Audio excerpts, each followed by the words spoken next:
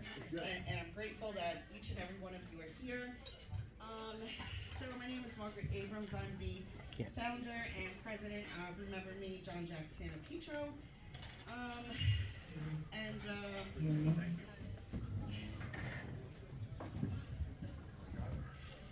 Got out the name. You know who we are. So,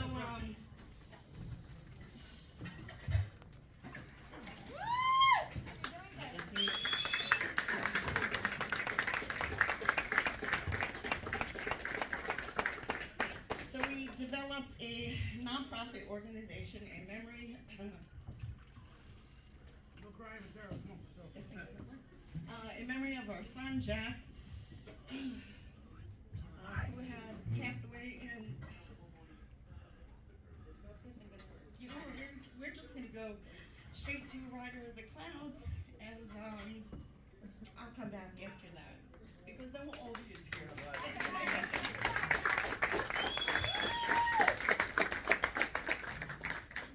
And I apologize.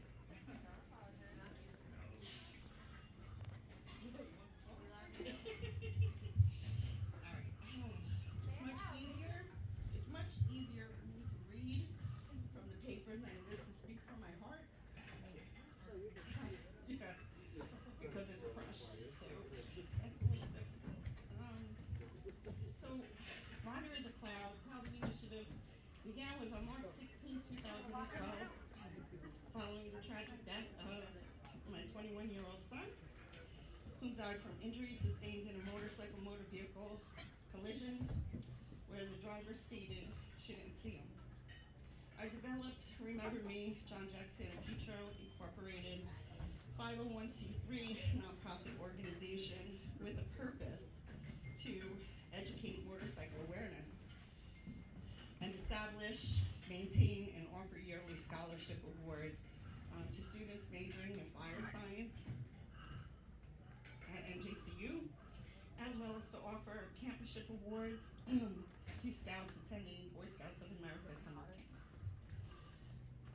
My true focus was on motorcycle awareness, as I felt an urgency to do something that would bring motorcycle awareness to the community and commemorate the lives of motorcyclists whose lives have been lost as a result of motor vehicle accidents, in hopes to decrease motorcycle fatalities. So after much brainstorming, I decided to create 21 freestanding, life-size black wooden motorcycle figures, each one bearing the name of a motorcyclist who once lived, worked, had neighbors, friends, family, and children whose life ended tragically. And the creation of the Motorcycle Awareness Initiative, Rider of the Clouds, began. The goal is to decrease motorcycle fatalities by bringing awareness and education to communities on motorcycle safety and the responsibilities of the motorist. The hope is to eventually have a variety of states, numerous states, participating in the initiative, as well as to develop a curriculum to educate motorists on the importance of motorcycle awareness on the road, and eventually opening an education center for motorcycle awareness education. That's our hopes. We're 10 years in, still haven't accomplished it, but I still have hope.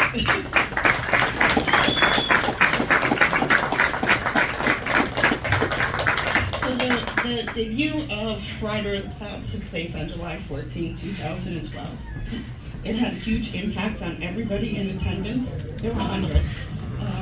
We had it down at the hall on 5th Street, the church hall, somewhere. St. Andrews. St. Andrews.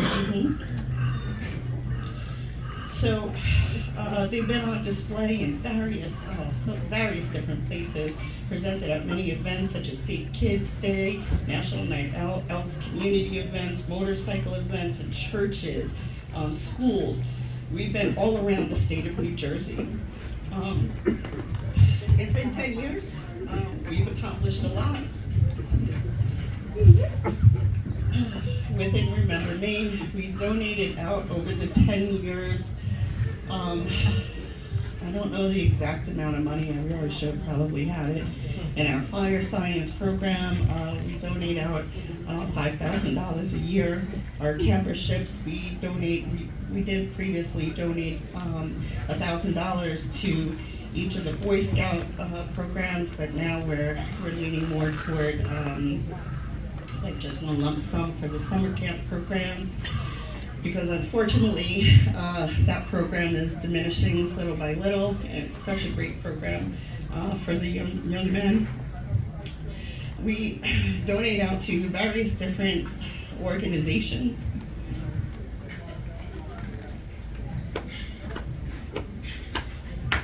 And I just don't want to take up too much of your time doing it. We're only here for a certain amount of time. We're here for a good time, not a long time.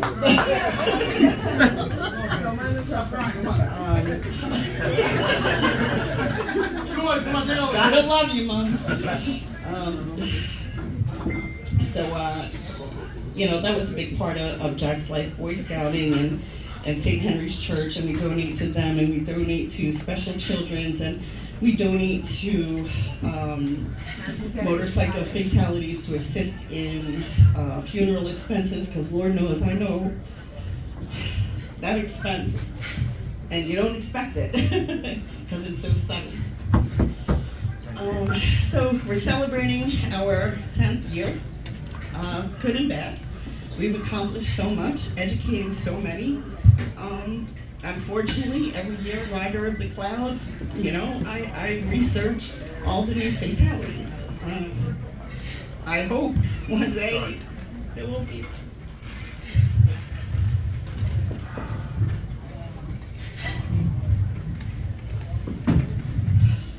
I tell my grandson all the time when he gets all teary-eyed and emotional, it's not working for me. I don't know why he doesn't tell me, just suck it up. Suck it up! Suck it up, Mom.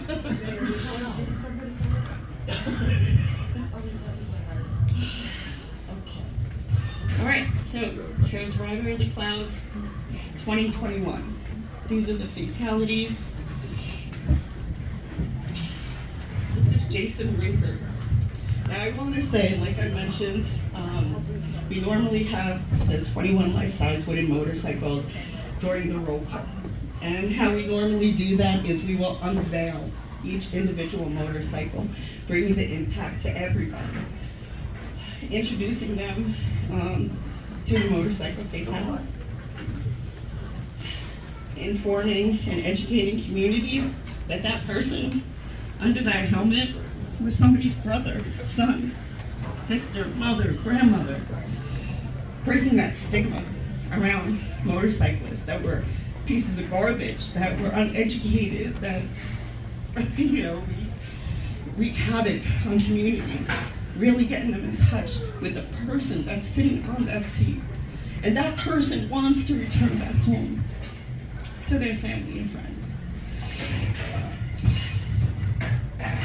So this is Jason Rinker, 45, of Vernon. He died at the scene of a crash that occurred on a state road, 408 in Orlando, Florida. And I will say that you're going to hear some people that are from out of state, but they resided in New Jersey, they have family in New Jersey, so there is a connection to New Jersey because we are a New Jersey nonprofit. Jason was traveling with a passenger in the middle lane of the 5-lane expressway when his motorcycle struck the rear of the vehicle. The collision threw both riders from the motorcycle. On January 12th, Jason Rinker rode into the arms of the Lord. The passenger survived severe injuries. My understanding is that she went through numerous surgeries following this accident. Jason resided in New Jersey all of his life, except for a few years in which he resided in Lake Tahoe, California, pursuing big snow and big air in one of his beloved sports, snowboarding. Jason knew how to work hard, and he knew how to play hard. From his start in the bicycling world as a 5-year-old BMX racer to owning and operating a successful mountain biking business Rytopia in Vernon, New Jersey. He was all about things that put wind in his hair and a smile on his face. Jason was competitive and he was a winner. He also enjoyed other outdoor sports such as snowmobiling, ATV, and dirt bike racing, and fishing with his friends and 9-year-old son, Tyler. He was known for his quick wit, infectious smile, and his kindness and helpfulness to others.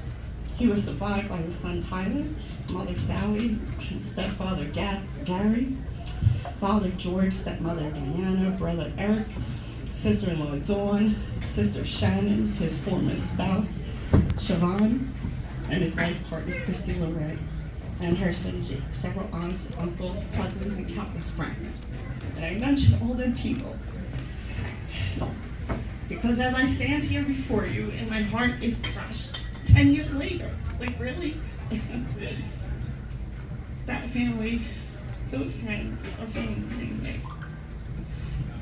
So it's important to recognize and understand.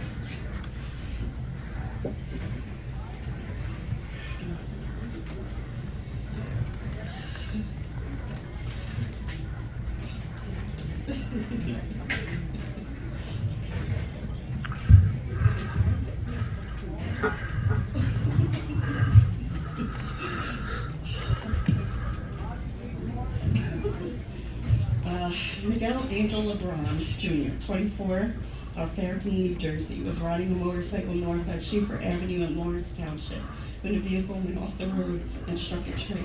LeBron was pronounced dead at the scene on March 13, 2021. Miguel was born in Atlantic City, New Jersey, to Kimberly Pohl and Miguel Angel. On May 10, 1996, he went to Cumberland Regional High School and graduated in 2015. He went to earn a certificate in electrical apprenticeship from Cumberland County Vocational School. Miguel worked as an electrical apprentice for Eric Chris, electrical contractor, for 2.5 years. He enjoyed wrestling, riding dirt bikes, having ice cream cake for his birthday, spending time with his family, most importantly, spending time with his son. Miguel is survived by his mother Kimberly, stepfather Jeremy, his father Miguel, his fiancee Michelle, his son Noel, an unborn child. His siblings, Jessamy, Micah, Tiara, Logan, Melanie, Sienna, Alicio, Anthony, his grandparents Ruth, Shelley, and Earl, and love my many aunts, uncles, cousins, and friends.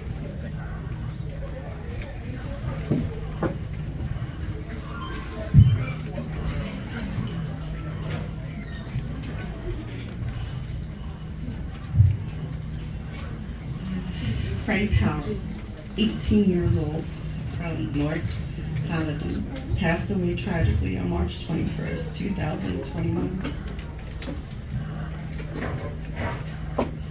Frank was a graduate of Passaic County Technical School, and he had worked for FDR Hitch in Hawthorne before working with Guido and Sons paving contractors and becoming a mechanic and welder with Grand Motor Sales in Patterson.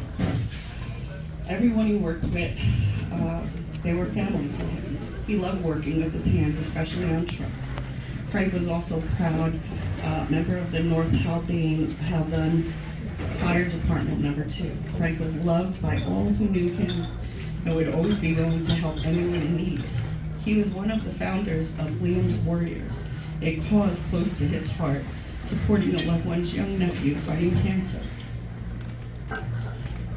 Frank had a heart of gold and lived his life to the fullest. Frank is survived by his loving parents, Gary and Jerry. He is also survived by their adored family companion, their dog Gunner.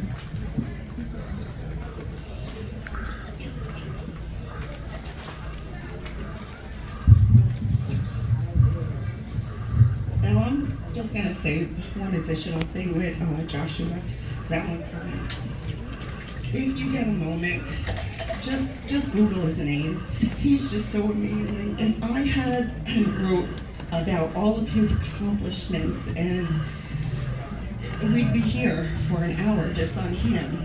He was on Shark Week. He was in all these different movies and give guidance to so many people. But Joshua Valentine, 37, of Licopacan, was pronounced dead at the crash reported on March 26th on Route 46. Joshua, on a Harley Davidson and a Nissan Pathfinder, were both headed east when the SUV slowed and attempted to turn left into the truck stop. The motorcyclist entered the westbound lane and struck the driver's side of the Nissan, causing the motorcycle to overturn and Joshua to be ejected.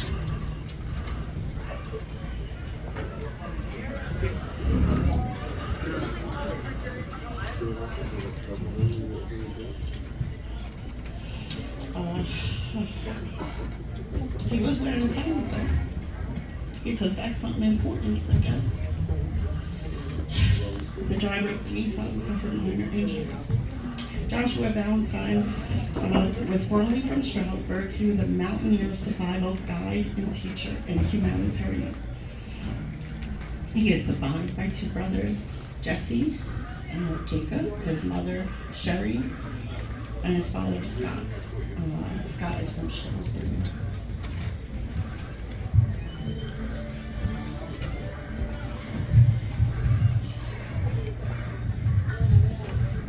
Thomas McKenna Jr., 58, of West Collingswood, struck a person crossing the pike.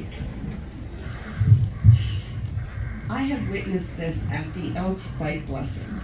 There were motorcycle riders leaving the event, and these two adults and one child. I was walking back and forth with my grandson on his bike, and these two adults were just walking right into the middle of the street as the police were calling on the motorcycles to allow them to exit and head up toward Avenue C. And they just kept walking. And for those of you that know me, probably know like the real nice side of me, and then there's the ones that actually know me. Well, the ones that actually know me, that's who came out at that moment. Totally came out. Because I was like, what the bleep and bleep, bleep, bleep are you doing? No, my dad is here. Not Margaret. Yes, but his little girl doesn't see them. You don't have to do it. You don't have to do it. You don't wear his ear And when I witnessed that, I just thought to myself, people truly don't think. Like, you see them coming, you see them turn, you see the police waving them on. Why? Why do you think that it's okay to continue? We have 2 seconds to react to anything that comes our way. 2 seconds. There it is. 2 seconds again. There it is. We needed to react to 2 different incidents that could have possibly taken our lives. But yet they continued to walk as I was screaming. Because I knew one simple little slight turn of that handlebar could have taken somebody's life, could have seriously injured somebody's life. They didn't give a damn. They just kept going. The cop was yelling at them. Thanks for giving me that soapbox stand. Tom's motorcycle then crossed into the path of an oncoming car just north of White Horse Avenue and struck him. Tom passed on March 27th. Thomas was a lifelong Boilermaker and a member of Local 13. He was an avid motorcyclist and loved riding his Harley. Thomas loved spending time with his family, go fishing, going to the beach, and boating. He was devoted to his son. He was a devoted son to Anna and Thomas, a beloved brother of Joyce and her partner Jimmy, and Kathleen and her partner Vincent, loving uncle of Jamie and Jason and Joe and Brittany and Damien and Vincent and Jordan, and adoring great uncle of Brielle and Jewel and Bria and Anna and Maverick and Jason and Kate. And he was also survived by many loving aunts, uncles, and cousins and friends.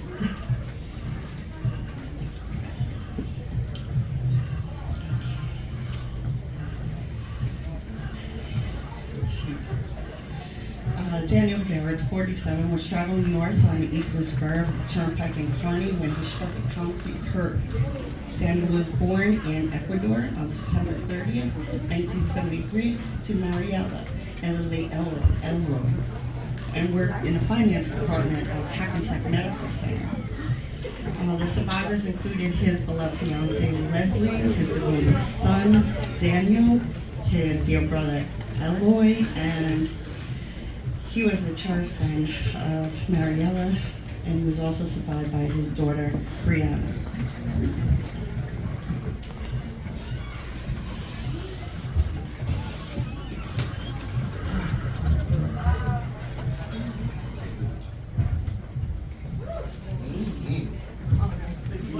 It's liquid IV, it's all water. I still can't taste it. Although there's a whole table over there that tastes it. It's disgusting. Don't taste it. It's nasty. Don't drink it.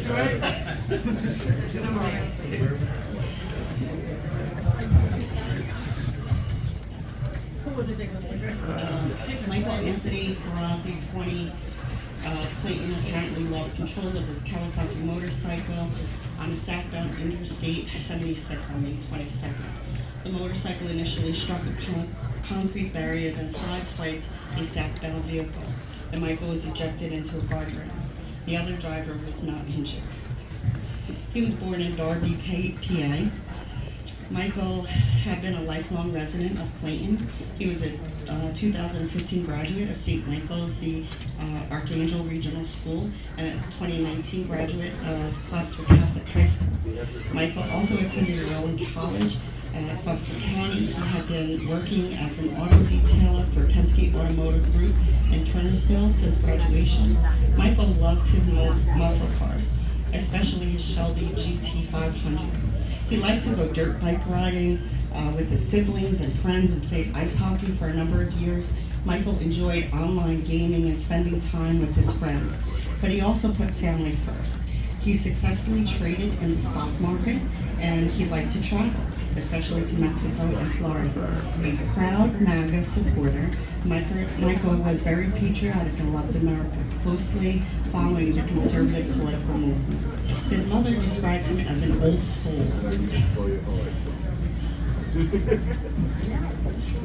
That's what it was. And recalled that the heroes had a smile on his face and gave the best hugs.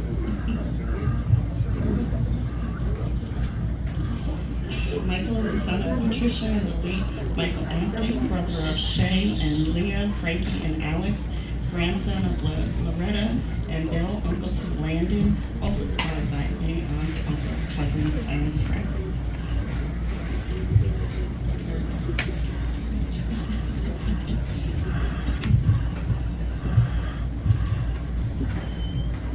Marco Santani, 33, of Roseland, was driving a Suzuki GSX-R 750 on Route 21 South near mile marker 10 when he struck a 2017 Honda Accord driven by a 30-year-old Bayonne woman. Marco was pronounced dead at the scene. Marco was a technician for Morris and Bergen Irrigation in New Jersey. In his spare time, Marco enjoyed riding his motorcycle and spending every treasured second with his son, Gerard. They enjoyed fishing, PlayStation, fires in the backyard fire pit, sneaking late-night snacks, but most of all, just having his son sitting next to him on the couch after work, talking about the day they had.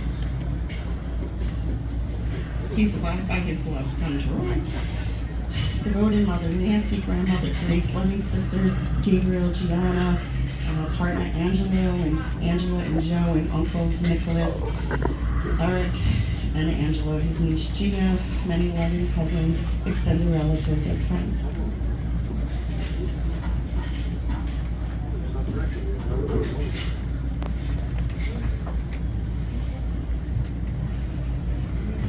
Junior Williams, 39, of Lodi, passed away on June 20th.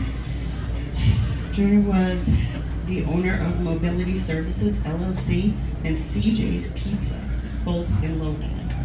He was the beloved husband of Essence, devoted father of Kayla and Sierra, loving son of Alicia and the late Ezekiel, son-in-law of Ethel, dear brother of Richard. Judah was also survived by his aunts, uncles, cousins, and many friends.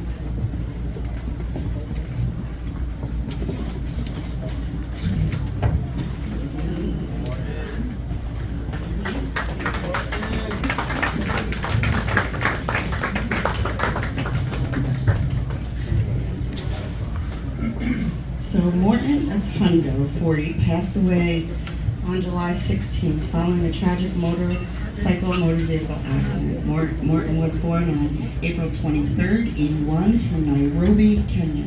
He spent his growing years there, then landed in the U.S. on August 23rd of 01.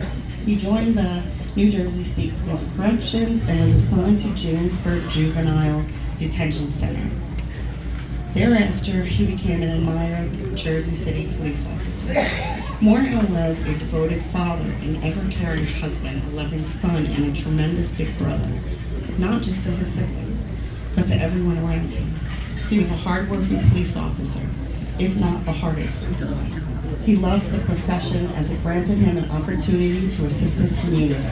He was always ready to train new officers and take them under his wing. His proudest professional moment was when both his brothers followed his footsteps and joined the Jersey City Police Department. Morton became a motorcyclist in 2010. He did not just enjoy riding, it became a part of him. Riding provided him an essence of freedom and peace, then blessed him with the serenity of a cleared mind. And anybody that rides knows, it's truly therapy, wind therapy. Morton is survived by his son Andrew, wife Janice, mother Mary, sister Linda, and his younger twin brothers Chris and Charles.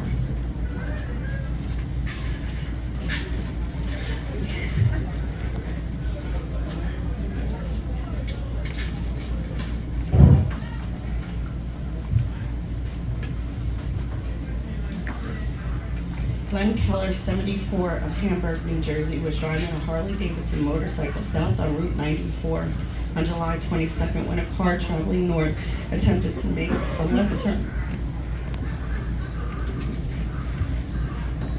on Forest Hill Way and cut into Glenn's lane of travel and struck him.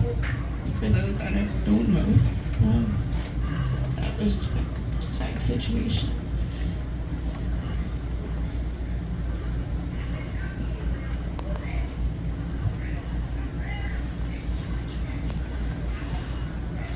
Glenn was pronounced dead at the scene. The driver of the vehicle, a 43-year-old man, was not injured. No charges were filed. Glenn grew up in Cliffside Park and served as a letter carrier for the United States Postal Service. He first served as the shop steward and then was elected president of the Cliffside Park National Association of Letter Carriers branch for approximately 25 years. Altogether, Glenn spent about 38 years in the United States Postal Service. As a young man, Glenn, he loved going to car and motorcycle shows and started bringing his daughter Christine when she was very young. He enjoyed participating in car and motorcycle shows that were centered around raising money for children and veterans and animal rescues and first responders. One of his first shows to attend and volunteer for was the Wantagh Township Veterans Memorial Car, Truck, and Bike Show that was organized by his daughter and his wife for 10 years. Some of his other favorite shows to attend were the Nam Knights Parent Chapter Annual Car and Bike Show in Carlstadt and Hot Rods and Harleys in Rahway. Glenn always enjoyed finding more room in his garage to display his ever-growing collection of over 120 trophies. In his free time, Glenn loved riding, maintaining and showing his Corvette and 3 Harleys. He took great pride in caring for his vehicles and going for rides with his daughter and her partner, Mark. He also had a great love for animals, especially dogs, and held a special place in their heart for his furry friends, Alvin, Mughal, and Opie. Glenn is survived by his beloved family, Genevieve, his wife of 49 years, and his daughter Christine. Other family members include Joan and Dolores.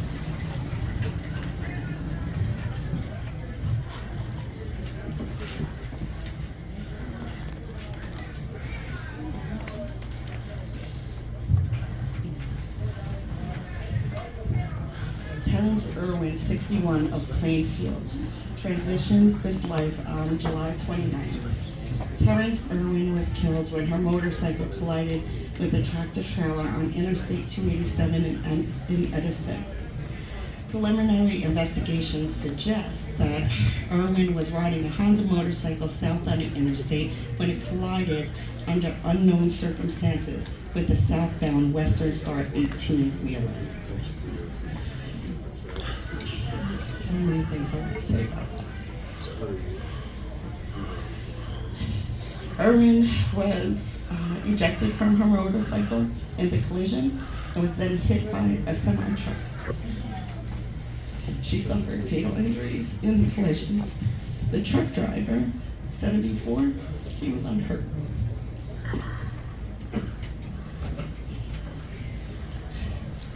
Terrence was an accountant for 21 years at PEF in West Orange and Sitco Fund Services. She was a member and enjoyed riding with the motorcycle club Buffalo Soldiers. She is survived by her husband of 11 years, Nathan, her daughter Chevelle, son Milton, her mother Ruby, and 6 grandchildren, and the nickname Black Mamba.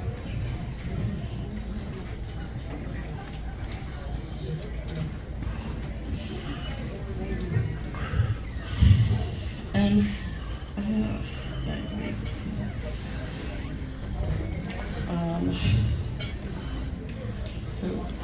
Frank Muaudi, 29, was killed in a single motorcycle crash near Yonkers. Frank was operating a Ducati motorcycle on I-87 when, for unknown reasons, the bike crossed center lines and exited the roadway. The bike then made contact with the guardrail. He was a pro motorcycle racer. So again, just like I say with the other fatality, if you have time, look him up, because the races and everything that he accomplished, just so many to go through. And then I also think, like, a pro racer, and yet he couldn't survive through the streets that he lives in. You know, it doesn't say a whole lot.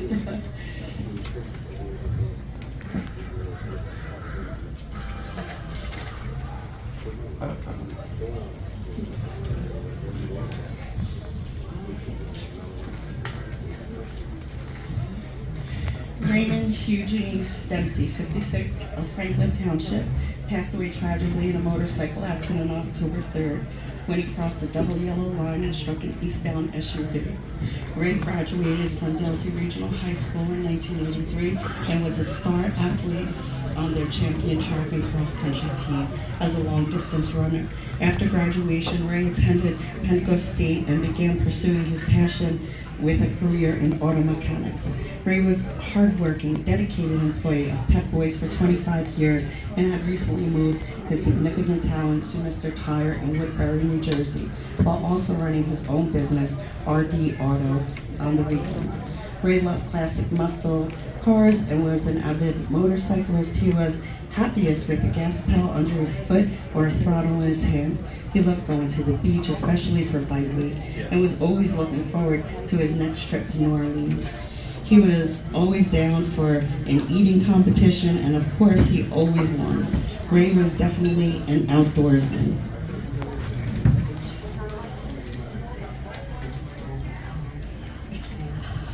He loved to hunt and do all types of physical activities. He was a lover of all animals, especially his own. The highlight of his day was being greeted by his 3 dogs, Cooper, Nola, and Breeze, and had a special affection for his pet pig, Gertie. Ray had a huge warm heart and was always the goofiest guy in the room with a booming voice and a big grin on his face. Ray could spark up a conversation with any person that he met. He was a very genuine guy who enjoyed life to the fullest. He was devoted to his family and the people he loved and is greatly missed by all of them. Ray survived by his fiancee Kelly, his daughters Crystal and Brenda Lynn, and Desiree, former spouse Cheryl, Kelly's children Dylan, Kylie, and Samuel, and his grandchildren Carson and Raylan and Levy. He will forever be loved and missed by his sister Donna, brothers Donald and Christopher, his stepfather Michael, his nieces and nephews Ryan, Christina, Adam, Ross, Gavin, Becca, Paulina, and Rebecca, many aunts, uncles, and cousins.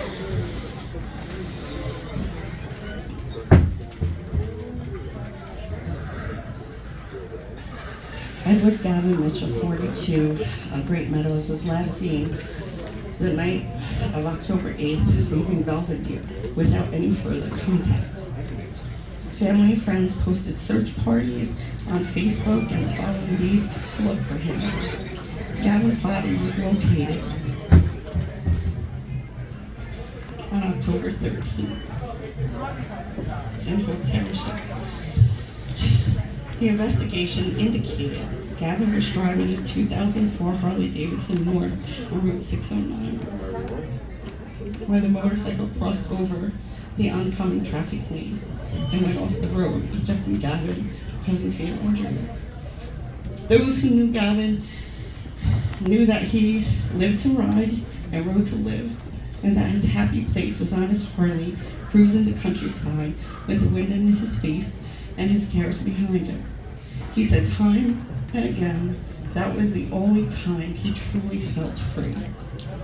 Gavin is survived by his mother Sharon, his son Gavin, daughter Jaden, and nephew Solomon.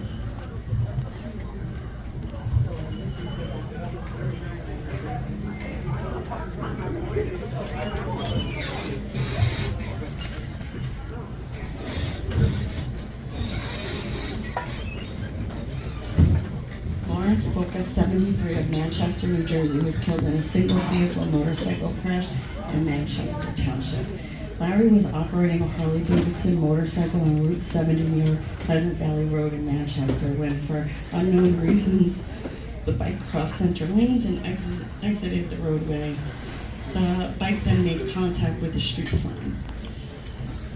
Larry was then thrown from his bike, which kept traveling before colliding into a tree. Larry was transported to an area hospital where he was later pronounced dead of blunt force trauma injuries. Larry was born in Jersey City, New Jersey on March 23, 1948, and started immediately to make those around him laugh and smile. He was a loving son, brother, and father. Family and friends were so important to him. He enjoyed a special closeness with his brothers, daughters, and dearest friends. Larry had a sense of humor like no other. If you knew him, then he surely made you laugh. He had a heart of gold and was always there to help anyone in need. Motorcycles, fast cars, trucking, and music were some of his greatest passions. He's survived by his daughter Lori, her husband Bill, his granddaughter Autumn, and his brothers John and Roger, and his wife Yvonne, his nieces Jeanette and Jesse, and nephew Jason, and many cousins.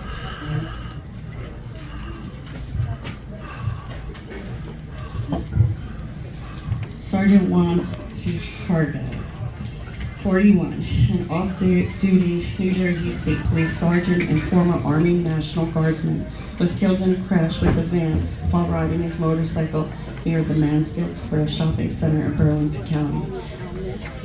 Juan died at the scene, and the van driver was evaluated for injuries but declined further treatment. Juan, a 41-year-old father of three, lived in the Columbus section of Mansfield and had served with the New Jersey State Police for 16 years.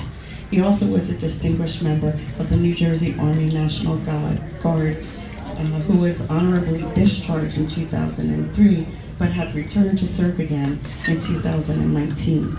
He was born in Guatemala. Juan came to the United States at 7 years old and had been a lifelong area resident. He was a graduate of Nottingham High School, class of '98. Juan joined the New Jersey National Guard as an infantry soldier after graduation, and later attended Rutgers University, where he received his bachelor's degree in Spanish and earned his officer commission. After graduation, he attended the New Jersey State Police Training Academy, where he was a member of the 139th graduating class and was awarded badge 6564. As a passionate New Jersey State Trooper and New Jersey National Guardsman, he later advanced his education and attended Seton Hall University, where he received his master's degree in human resources. Although his time with us was short, Juan lived his life full of adventure, laughter, and was always challenging himself to learn new things. His hobbies included flying airplanes, riding motorcycles, hunting, fishing, camping, and shooting. He loved coaching his children's sports and was known to many in the community as Coach Juan. Most of all, he was a devoted husband and father who enjoyed nothing more than spending time with his family, whether in their RV traveling or simply sitting back for a family movie night. He was always present in the moment and made his family feel loved and protected. He was predeceased by his mother, Maria. He survived by his loving wife of 16 years, Andriana. They have 3 children, Nicholas, Ava, and Kristen. He leaves behind his father, Juan, from Guatemala, his father-in-law and mother-in-law, Ventura and Lucila, his brother and sister-in-law, Francesca, and Leah, his sister and brother-in-law, Monica, and John, his brother-in-law and sister, Kevin and Nicole, his nieces, his nephews, Alex, Alyssa, Aiden, John Jr., Annabelle, Gianna, Vivian, and many loving family members and dear friends.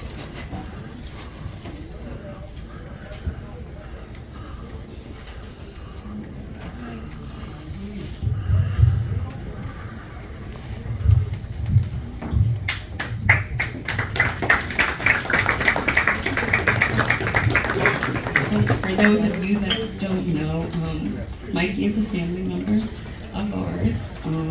He remains in the initiative year after year. And we have some of his other family members here as well. So Mikey Panetta, 23 of Bayonne.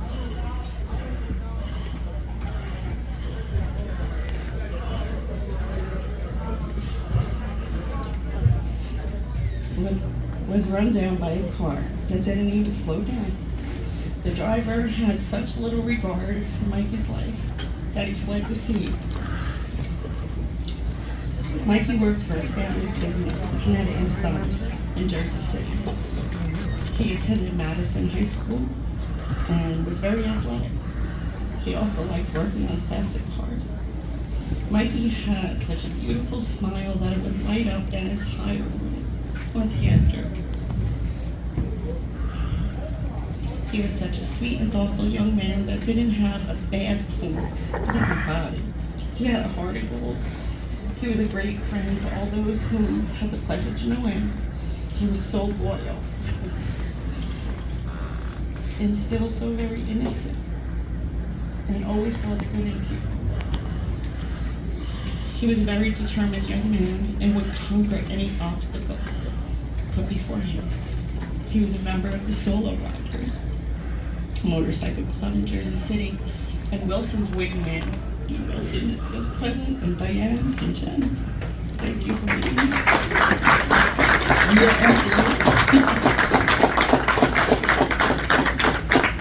He's a beloved son of Victor and Vivian, loving brother of Danielle and Victor III, and Lauren, and loving grandson of May, and loving Victor and friend and Vivian, also survived by loving aunts, uncles, and cousins, and many hearts broke the day God to run forever and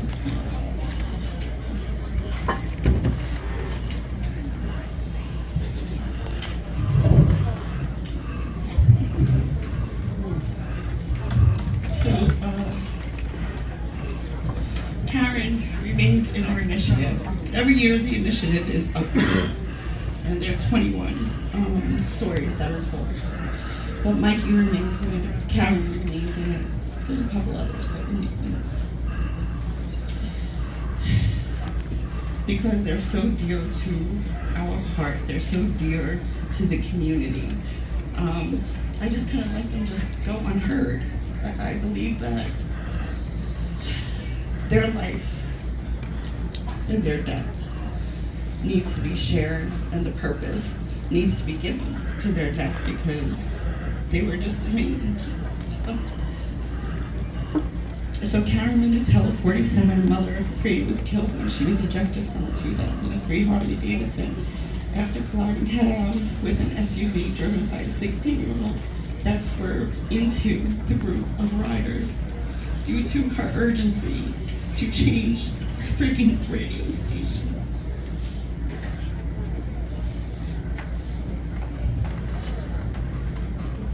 Which caused a distraction from the road, killing everybody behind him. I'm sorry.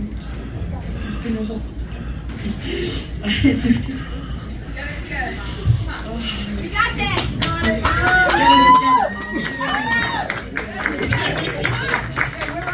Get it together, Mom. Move! Deep breath. Get it together. Karen's fiance, John Kenny, as we know him, I don't know where John is. Healy, 47, was also ejected from his motorcycle and sustained life-threatening injuries in the crash. He went through numerous surgeries, treatments, kidneys failing, just continuous. But he's alive, you know, thank God. He's alive, he made it.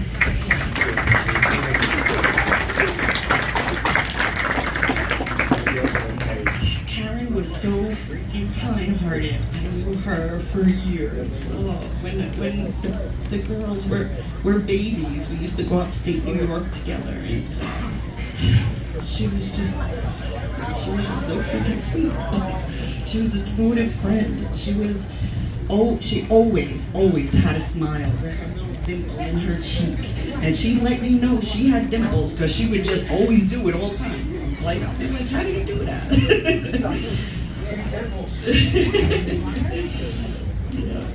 She's survived by her 2 daughters, son, and 2 grandchildren.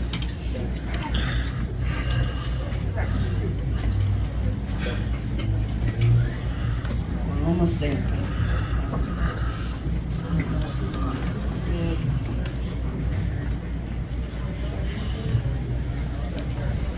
Corey, do you want to come up here? That's up to you, buddy. It's up to you.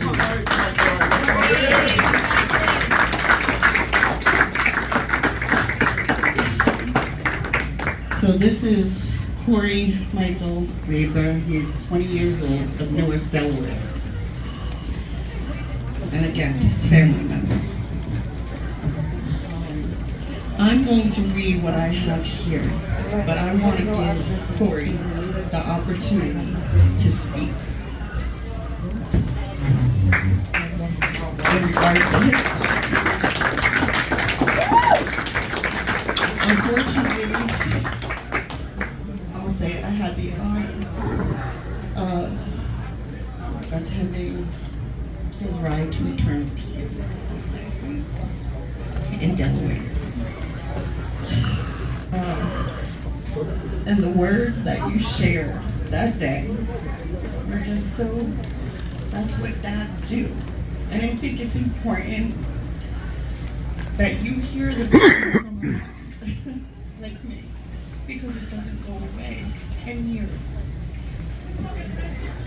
This is his dad. And I'd love to say 10 years from now, well, it's going to be good. That's not Corey, it sucks. But you know what? Each and every person in this room will be there for you. You know, I can guarantee B and George will be there for you. I can guarantee Kathy and Mike will be there for you. You also will be there for you. You get through it with the support from loved ones, and it's not always necessarily your family. It's going to be those friends. It's going to be the ones that endured the same crap that you're enduring. So know that we're always going to be there. So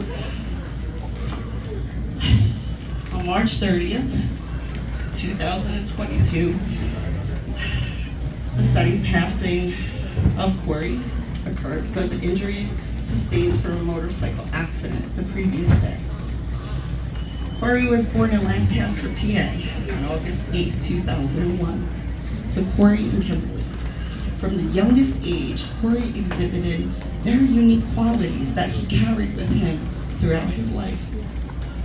He was extremely family orientated and was the lion-hearted protector of all those he loved. He possessed a smile that would light up the room, drawing in anyone around him, including complete strangers. Sometimes that smile would be masking his mischievous side, as he was likely planning a prank to play on one of his siblings or friends. He was a very proud graduate of St. George's Technical High School and his HVAC program. He loved to work with his hands and took pride in his work. Corey had a love of adventure, creating an attraction to motorcycles, which he shared with his loving father. Their tremendous father-son bond was further cultivated through the time they spent working on their bikes and riding together. Being on two wheels seemed to speak to his soul and brought him happiness. However, Corey's beacon was his girlfriend and love of his life, Alexandra. Corey is survived by his father, Corey, his stepmom, Donna, which is also here today. Show some love and support for her.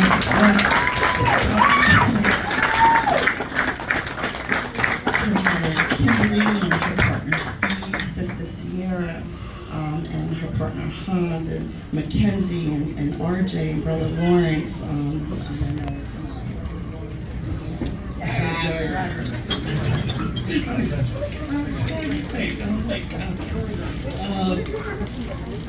Great-grandparents William and Teresa, and grandmother Brenda, grandmother Diana.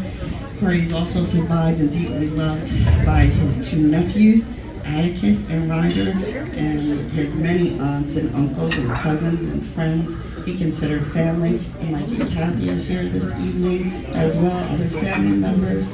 Show them some love too, because we need that.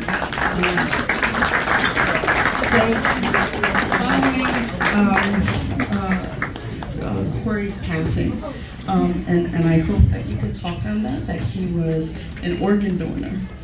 And so many people, what, 9? And he was lactose intolerant. I believe it was 9 people have received organs. Just take a deep breath, okay?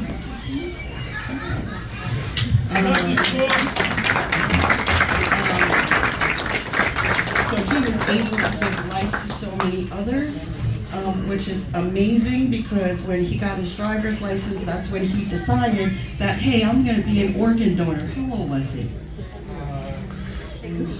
16? 16. At 16, I wasn't thinking I'm going to become an organ donor. I was thinking, how am I going to get money to buy my first car? So this young man, truly, he was just unique. I heard a lot of, at the family gathering, I heard a lot of funny and unique stories, and some that we don't share, and then others that you have to share because they're just so funny. But it goes beyond him donating his organs. What his dad did. Remember me rode down to Delaware to not only support loved ones of ours, but to make a donation toward expenses or just to do whatever he needed to do to keep Corey's memory alive, because I know this organization is the only thing that continues to give me breath. And some people will say, you got friends, you got family, you got grandchildren. It's different. It's different waking up and being hit in the face with a brick wall every single morning without them. So you need something more. So this organization did it. So I figured, okay, well, we'll make a donation and he can do something to keep Corey's memory alive. Oh, I was not prepared for what had happened.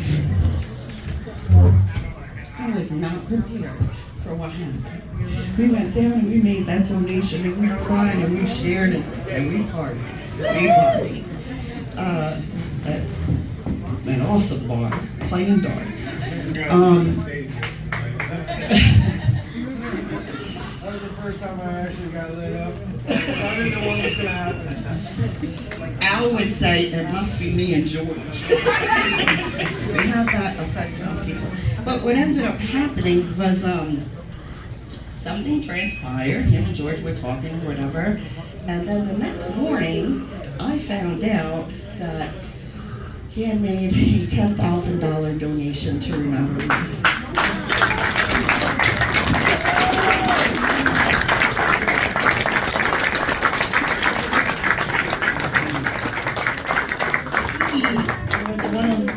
Biggest donors, and now 10 years, one of our biggest donors ever. We are so thankful and grateful for the support. What we're able to do is now we're in the process of developing, or I guess entering into agreement for an endowment through NJCU Fire Science Program. So we don't ever, I get dropped that to, 500 years from now, it's still going to be in effect at NJCU. We are also in the process, there's emails and phone calls and messages put out to 3 different HVAC schools in the state of New Jersey to develop scholarships because that's what Corey was about.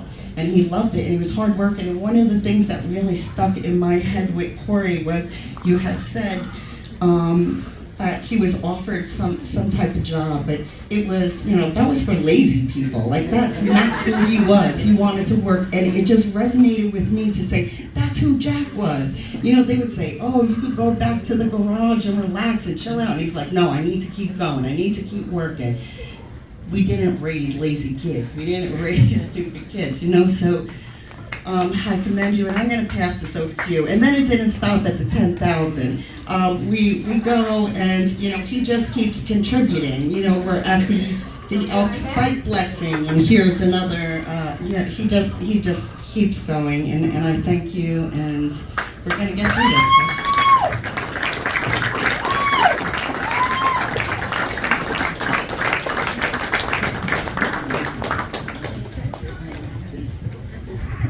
I didn't think I was coming up here to talk tonight.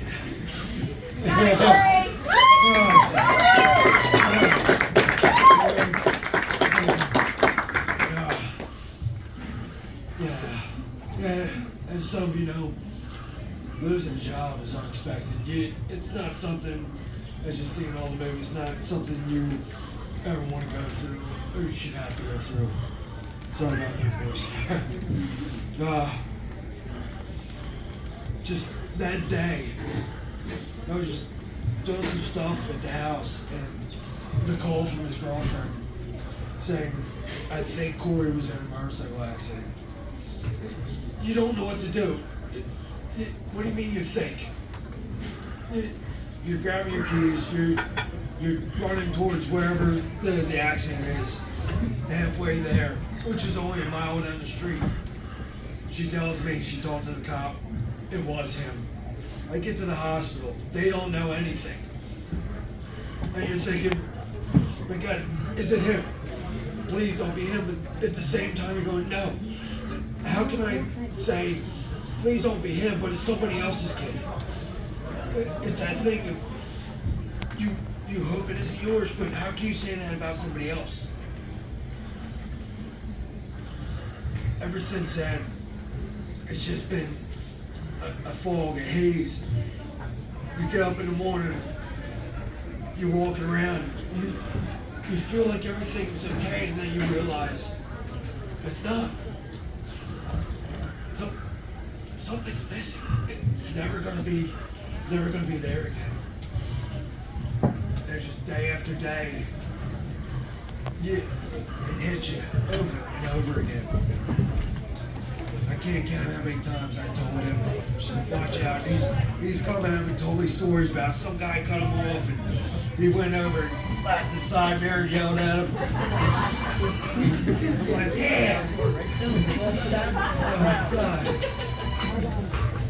But this one day, on his way home, work was 3 miles up the road. Coming home, halfway home, and somebody facing his direction turns in front of him to go home. No, I went there the day I found out after I went to the hospital. I sat there in that corner. No skid marks, no nothing. He had no time. And I kept hearing from all the, I didn't hear it. It was said that he wasn't wearing a helmet. from the EMTs, the doctors, nurses. I knew he was. Every day he left the house, he had his skull mask on. And this MIA hat, he loved it. He always wore it. I talked to his boss. Yeah, he left here. Usually he looks up, I talk to him, and you think that few seconds, what could I have done? I remember that morning, waking up to hearing his bike start up. If I would have went out there and said, good morning, have a great day, be safe, like I did every other time I got to see him take off for school, would that have changed? Would that have adjusted the day?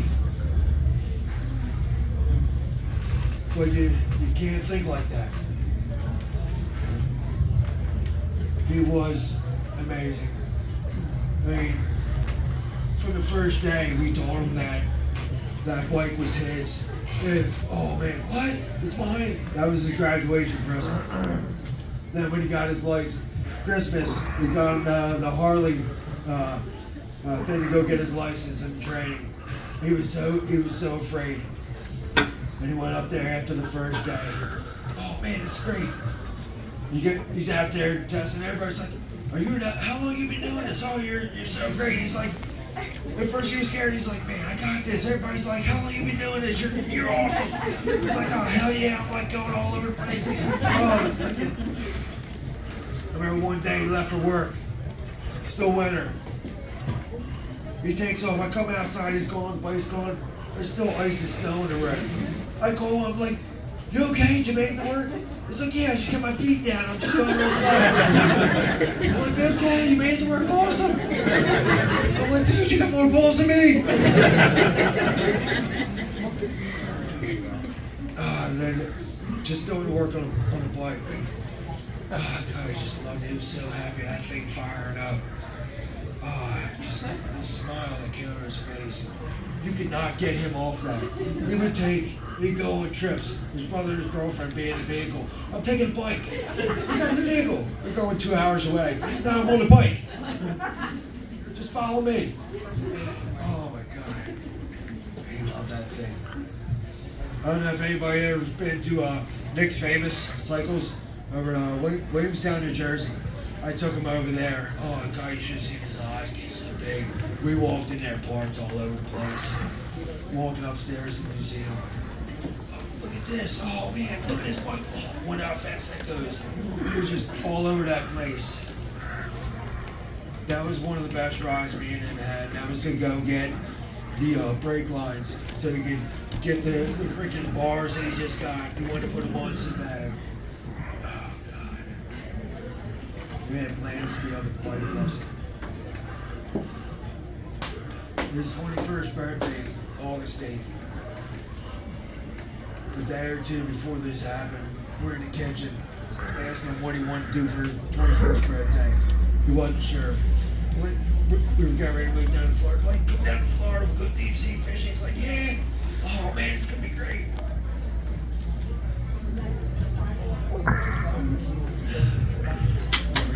Gotcha.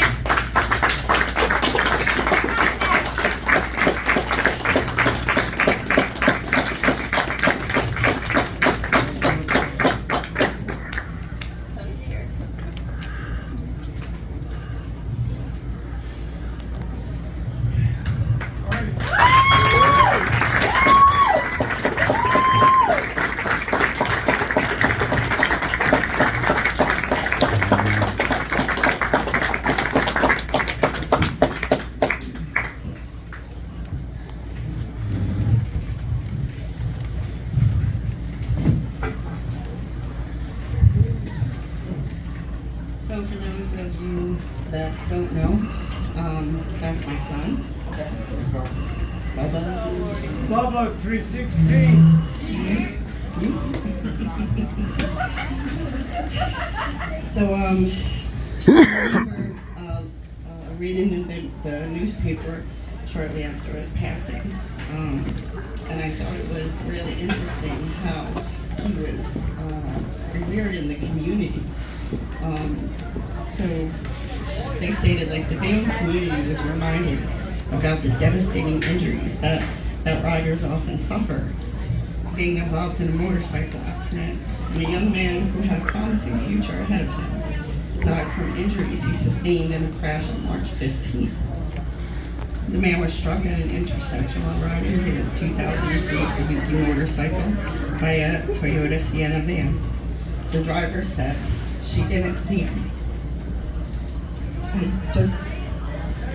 For the longest time, I couldn't understand why someone couldn't see my entire work.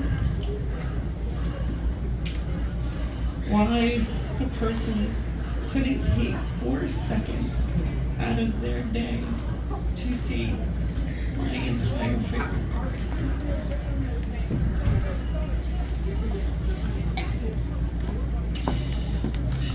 So the 21-year-old man who was riding his motorcycle suffered serious head injuries and was rushed to a local hospital for treatment.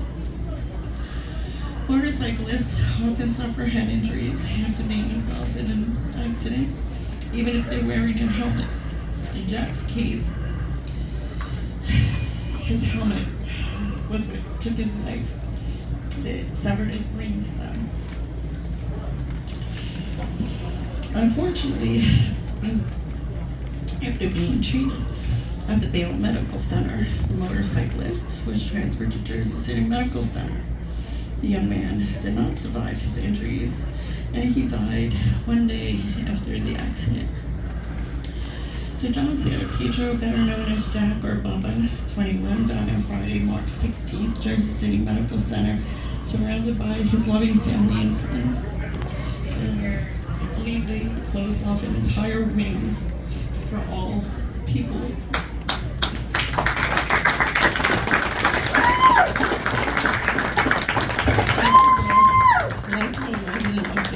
Graduated from Lincoln School in 2004, Bayonne High School in 2008. He was studying criminal justice at night and was excited to start the NJCU Fire Science program in the fall. He worked full-time as a laborer for the Bayonne MUA, and I just want to recognize one of his co-workers, Richie. That was here as well. Thank you. You haven't forgotten. At St. Henry's Church, Jack was altar server, a CCD teacher. He played Jesus for Stations of the Cross for 9+ years and helped with ground maintenance. He was an Eagle Scout for Troop 35, and I'd like to recognize Scott here that was in the troop with him. They did many different camping trips together, but what's most important, and I want to thank Scott and Lauren for attending, was because he started a motorcycle ride that he's been doing since 2020. And he does this and he raises some money and he donates it to remember me, and I want to recognize after all these years, you have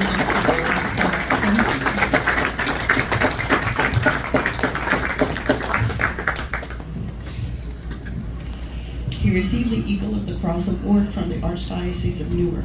He was a member at large of the Broken Hearted Guardians, an organization that helps children with cancer. I want to recognize former members of Broken Hearted Guardians here as well. Thank you for your support, your love for him. Greatly appreciate him. Jack was a cancer survivor, so we had always thought every 6 months he went in for a surgery. We had always thought that's what was going to take his life. He was a sensei for Kids Safe Karate program and was a first-degree black belt in the Sharu. He taught his own Kids Safe Karate class. He was loved by all that came to know him, even for a brief moment. He was and always will be the beloved son of the proudest parents on earth, and that's just like my opinion. Margaret George.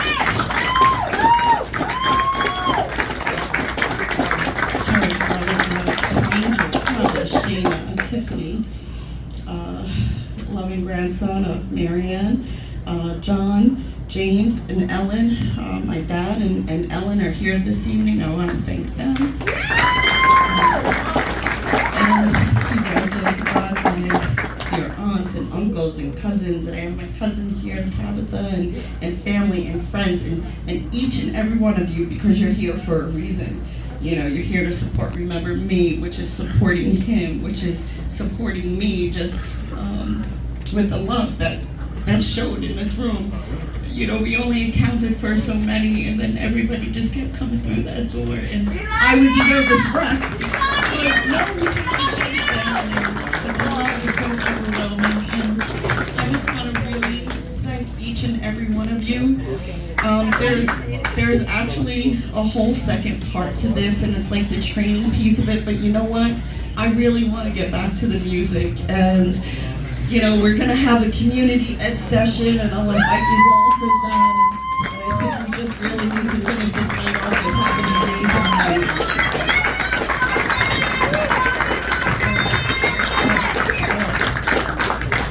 One thing I forgot to mention, that donation, that didn't come from me directly. There was a GoFundMe for Corey, which went outstanding, crazy. I never expected it. That donation to Remember Me and to his high school came out to just under $20,000, and that was because of all his friends and family that knew him, people that ran into him. That I couldn't believe that it went that crazy. I didn't understand. Oh God! You got this! You got this! You got this! You got this! You got this, Corey! You got this! Because he wanted ices, not ice cream.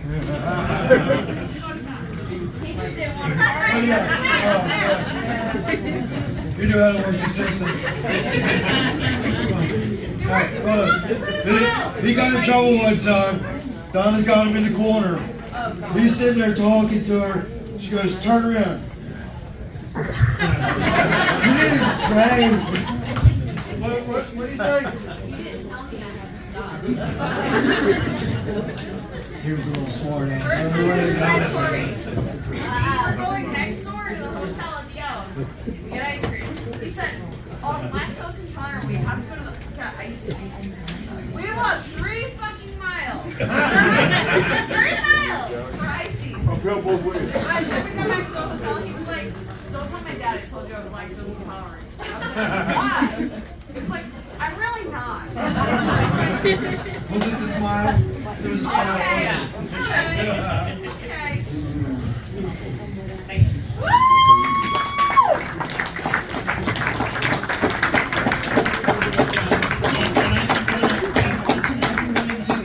Support this evening. It just means so much.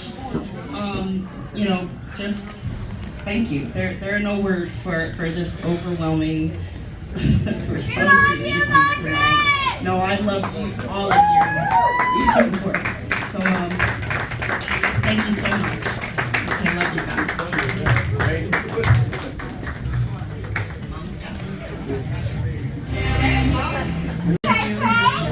I don't know, just 5 more minutes. Hey, I told you.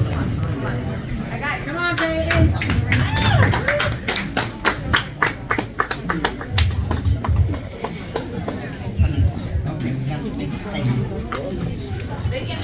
And I was just made aware that BCB Bank made a very generous donation that I just want to thank the man behind the scenes for that. Thank you.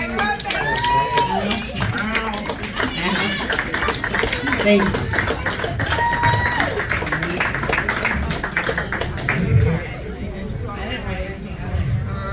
So Gina, so first and foremost, I love Jack so much, and I love his family so much.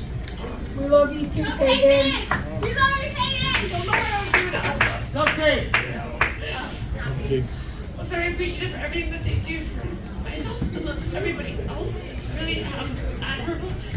And because they always give, Gina and myself, we started a clothing brand in September. And when Jack's 10 years was approaching, we wanted to do something that to give back to them. So we designed these shirts and these hoodies. that say that it's never done, because Jack would always say that if you knew him, because it is never done. And we decided to give back half of the proceeds that we've made on them, so we're giving $1,000 donation to remember me.